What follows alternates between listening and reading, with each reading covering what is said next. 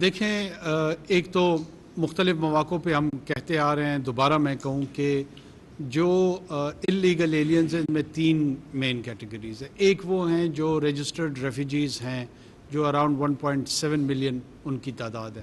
ان میں سے ہم ایک فرد کو بھی واپس نہیں بھیج رہے۔ ہماری اپنی انٹرنیشنل اوبلیگیشنز ہیں، اس کے حوالے سے ہماری کمٹمنٹس ہیں اور ہم اس کو فلفل کر رہے ہیں۔ دوسری وہ کیٹیگری ہے جو وداؤٹ ڈاکیومنٹیشن یہاں پر سال سے یا کاروبار کر رہے ہیں یا رہائش اختیار کی ہوئی ہے، اچھا یا برا ایک سوشل رول ان کا موجود ہے، لیکن وہ ہمارے سسٹم میں ان کی ویزیبلٹی نہیں ہے۔ ہم نے ان پہ کوئی پرپیچول بین نہیں لگان لیا کہ یہ آج کے بعد تا قیامت واپس پاکستان نہیں آ سکے گی۔ یہ اپنے ممالک جائیں، وہاں پر اپنے ڈاکیومنٹس، ٹریول ڈاکیومنٹس اپنی ریاستوں سے ایشو کروائیں، ہمارا جو مشن ہے وہاں سے ویزے لگوائیں۔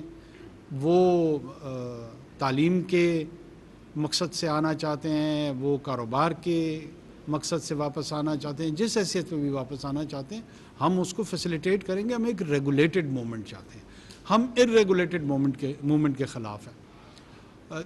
تیسری کیٹیگری ان لوگوں کی ہے جو کہ آئیڈینٹی تھیفٹ کے زمرے میں آتے ہیں۔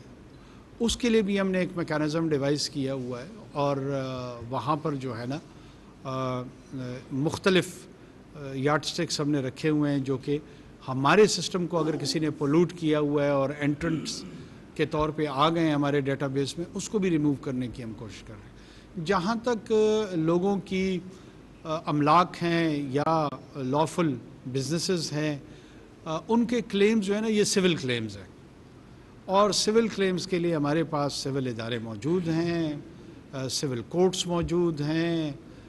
اگر کسی کا کوئی ایسا کلیم ہوگا تو انڈر دا لا جو اس کی انٹائٹلمنٹ ہوگی ہم اس کو پروٹیکٹ بھی کریں گے، فیسیلیٹیٹ بھی کریں گے۔ ہم کوئی غاصب ریاست کے طور پہ نہیں ہے کہ کسی کے املاک پہ قبضے کر لیں یا کسی کے اور جو ویلیوبلز ہیں ان کو ہتھیا لیں، نہ یہ ہماری پالیسی ہے، نہ یہ ہمارا مقصد ہے۔ لیکن اس کے لیے جو ایک سول لا فورمز ہیں وہ ایکسپلائٹ کرنے ہوں گے، جن کے کلیمز ہوں گے وہ کورٹس اس کو انٹرٹین کریں اور ریٹرن کر دیں ان کو۔